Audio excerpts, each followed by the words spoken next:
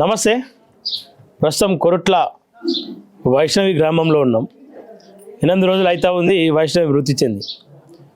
కేసులో ఆధారాలు బయటపడ్డాయి, నిందితులు అరెస్ట్ అయ్యారు. కానీ ఇప్పటి వరకు ఎట్లాంటి శిక్ష లేదు. పైగా ఏ చట్టం నుండి అంటే ఏ లొసుగు నుండి వాళ్ళను బయటపడేయాలని అడ్వకేట్లు పోరాటం చేస్తూ ఉన్నారు, ప్రయత్నాలు చేస్తూ ఉన్నారు. ఆ రోజు పోలీసులు ఏం చెప్పారు, మీ బిడ్డకి ఎవరైతే చంపారో వాళ్ళు ఖచ్చితంగా శిక్ష పడుతుంది, న్యాయం చేస్తామని చెప్పారు. సరే, ఇదే కేసు విషయంలో న్యాయం అంటే కేసు అయి జైల్లో వేస్తే న్యాయం జరిగినట్లయితే ఎవరు భావించరు.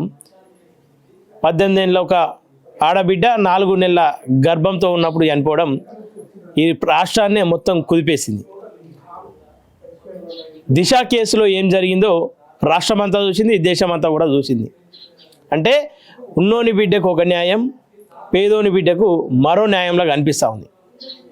మరి దీనిపైన ప్రభుత్వం ఎట్లా స్పందిస్తుంది, అధికారులు ఎట్లాంటి శిక్ష వేస్తారు చూడాల్సిన అవసరం ఖచ్చితంగా ఉంది.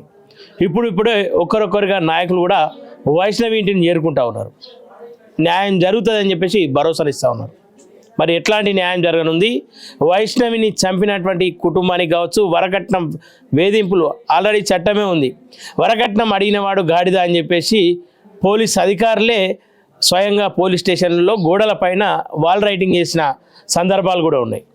ఇక్కడ 2 కేసులు కనిపిస్తూ ఉన్నాయి. ఒకటి మర్డర్ కేసు అయితే, రెండోది వరకట్నం వేధింపులు. మరి ఎట్లా స్పందిస్తూ ఉన్నారు అధికారులు, కుటుంబ సభ్యులకు ఇప్పుడేం చెప్తా ఉన్నారు ఒకసారి అడిగి తెలుసుకునే ప్రయత్నం చేద్దాం. వైష్ణవి బ్రదర్ మనతో పాటు ఉన్నాడు.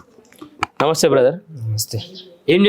ఏం చెప్తా ఉన్నారు అధికారులు? ఆ రోజు అరెస్ట్ ఏ రోజైతే చనిపోయిందో మీ ఆవేశాన్ని ఆపడానికి అనేక హామీలు ఇచ్చారు. మరి ఇప్పుడేం చెప్తా ఉన్నారు?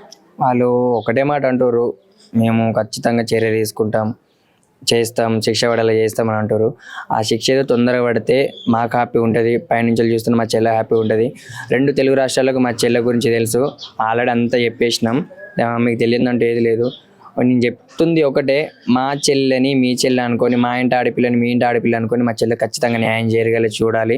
ప్రతి ఒక్కరు సోషల్ మీడియాలో, ఇన్స్టాగ్రామ్లో, యూట్యూబ్లో ఎక్కడ పడితే అక్కడ జస్టిస్ ఫర్ వైష్యూ అని ట్యాగ్ చేసిరు అనుకో, అది ఇంకో కొంతమందికి రీచ్ అయ్యేలా పోతుంది. దీని గురించి పెద్ద పెద్ద ఇన్ఫ్లుయెన్సర్స్ కూడా మాట్లాడాలా. అట్లా మాట్లాడితేనే మా చెల్లకు కొంచెం న్యాయం జరుగుతుందని అనుకుంటున్నా. ఇప్పుడు ఆల్మోస్ట్ అందరికి తెలిసిపోయింది ఇది, కానీ పెద్ద పెద్ద ఇన్ఫ్లుయెన్సర్ మాట్లాడతలేరు. దీని గురించి మాట్లాడితే చాలా అంటే చాలా బాగుంటుంది. నార్మల్ ఒక పాలకోవా గురించే చాలామంది ఇన్ఫ్లుయెన్సర్స్ మాట్లాడారు. ఇది ఒక మర్డర్, దీని గురించి కూడా మాట్లాడాలని నేను మనస్ఫూర్తి కోరుకుంటున్నా. అట్లా మాట్లాడితే మా చెల్లకు తొందరగా న్యాయం జరుగుతుంది. ఆ 4గురికి ఖచ్చితంగా ఇప్పుడు వాళ్ళకు అనేంత రైట్స్ మాకు లేవు. ఆ చట్టంకి విరుద్ధంగా మేము చేయలేమని అంటారు, మేము చేయొద్దని అంటారు. సరే, మేము చేయలేము కానీ మేము చేయొద్దు, కానీ ఆ చట్టమే తొందరగా తీసుకుంటే వాళ్ళకు ఉరిశిక్ష కానీ ఎన్కౌంటర్ కానీ చేసేసారు అనుకో, మేము హ్యాపీగా ఫీల్ అవుతాం. మాతో పాటు 2 తెలుగు రాష్ట్రాలు మొత్తానికి హ్యాపీగా ఫీల్ అవుతారు. అండ్ ఇంకో కొంతమంది ఏం చేస్తారు అంటే వాళ్ళ వ్యూస్ కోసము, ఛానల్ కోసము, పైసల కోసం ఏం చేస్తారు, టైటిల్స్ చేంజ్ చేసి రాస్తారు, thumbnail కూడా.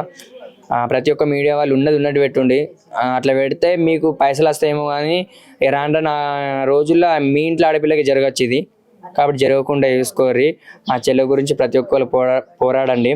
పెద్ద గొప్ప ఇన్ఫ్లుయెన్సర్స్ ఉన్నారు, వాళ్ళు మాట్లాడితే ఖచ్చితంగా మా చెల్లె గురించి ఇంకా వైరల్ అవుతుంది, ఇంకా న్యాయం అనేది తొందరగా దొరుకుతుంది. మీ చెల్లెని ఇప్పుడు రాష్ట్రమంతా 2 రాష్ట్రాల్లో కూడా న్యాయం జరగాలని చెప్పి సొంత బిడ్డలాగా మాట్లాడుతూ ఉన్నారు. సరే, మీ చెల్లె లాంటి కేసులు అనేక కేసులు ఇప్పటికి కూడా పెండింగ్లో ఉన్నాయి. మీ చెల్లెని అంటే ఈ రాష్ట్రమంతా 2 రాష్ట్రాల్లో చూస్తున్నటువంటి కేసే డిలే అవుతున్నట్టు ఏమైనా అనిపిస్తూ ఉందా మీకు? ఇప్పుడు చాలా మనం కళ్ళ ముందు చూస్తున్నాం, చాలా అంటే మర్డర్ కేసులు కానీ, రేప్ కేసులు కానీ జరుగుతూనే ఉన్నాయి. ఆగుతున్నాయా? ఆగుతలేవు. ఇప్పుడు మా చెల్లెది ఆల్మోస్ట్ అందరు తెలిసిపోయింది, మొత్తం మారుమోగిపోయింది. పలానా ఇప్పుడు మా చెల్లె ఎటువంటి న్యాయం చేయలేకపోయింది అనుకో, పలానా వైష్ణవికి అంత పెద్ద యూట్యూబరు, ఆమె దగ్గరికి అన్ని మీడియాలు వచ్చినాయి, అంతమంది పోరాటం చేశారు, ఆమెకే ఏం న్యాయం జరగలేదు. నేను పలానా ఈ అమ్మాయిని కానీ అట్లా కానీ చేస్తే నాకేం జరుగుతుంది, 3 నెలల బయటకు వెళ్ళేస్తా అన్న తాటు ప్రతి ఒక్క అబ్బాయి దాంట్లో ఉంటుంది. రేప్ చేయాలి అనే తాటు వాని కూడా వెలిగిపోతుంది, చంపాలన్న తాటు వాని కూడా వెలిగిపోతుంది, నేను ఈజీగా బయటకు వెళ్తాను.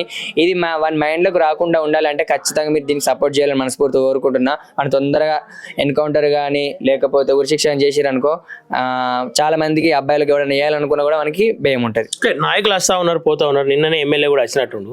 ఎట్లాంటి భరోసాలు ఇచ్చింది, ఏం చెప్తా ఉన్నారు? మేము తక్షణమే ఏంటి శిక్ష పడేలా చూస్తాము, మీ బిడ్డ కాదు మా బిడ్డ, మా సొంత బిడ్డ అనుకుంటూ మాట్లాడుతారు. మాకు కూడా అది హ్యాపీగా అనిపించింది, చాలా అంటే చాలా సంతోషంగా కూడా అనిపించింది. అది తొందరగా తీసుకుంటే ఇంకా హ్యాపీగా ఫీల్ అవుతాం, మా చెల్లి ఆత్మ కూడా శాంతిస్తుంది.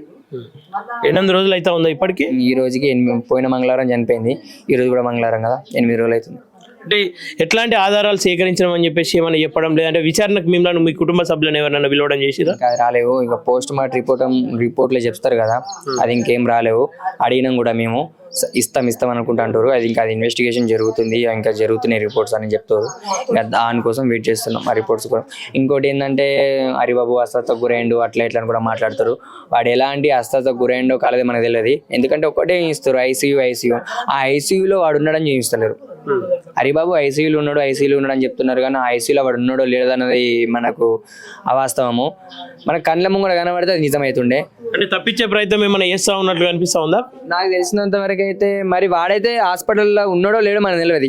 హరిబాబు అస్వస్థకు గురైండు, మోషన్స్ అవుతున్నాయి అట్లా ఇట్లా అని చెప్తుండు. మరి అస్వస్థకు గురైన మోషన్స్ అవుతున్నాయి మరి చూపించాలిగా, మరి ఎందుకు చూపించలేరు? ఇదైతే నాకు కొంచెం నమ్మాలనిపిస్తలేదు. ఎవరికైనా వాడు హాస్పిటల్ ఉన్నాడని మనకు అర్థం కావాలంటే మనం చూపించాలా. చూస్తే హాస్పిటల్ ఉన్నాడో లేదో మనకు అర్థమవుతుంది. వాడు హాస్పిటల్ లేనిది ఉన్నాడు అంటే మేము ఎట్లా నమ్ముతాం? నమ్మబుద్ధి అయితే లేదు. ఏందయ్యగా ఏం చెప్పదలుచుకోరు? ఈ కేసు ఒకవేళ నిజంగా నీరు గార్చే ప్రయత్నం చేస్తే, లేదంటే ఆయన తరపున ఉన్నటువంటి అడ్వకేట్లకు మీరేం చెప్పదలుచుకోరు? ప్రతి ఇంట్లో ఆడపిల్లలు ఉన్నారు, ప్రతి ఇంట్లో కూతుర్లు ఉన్నారు.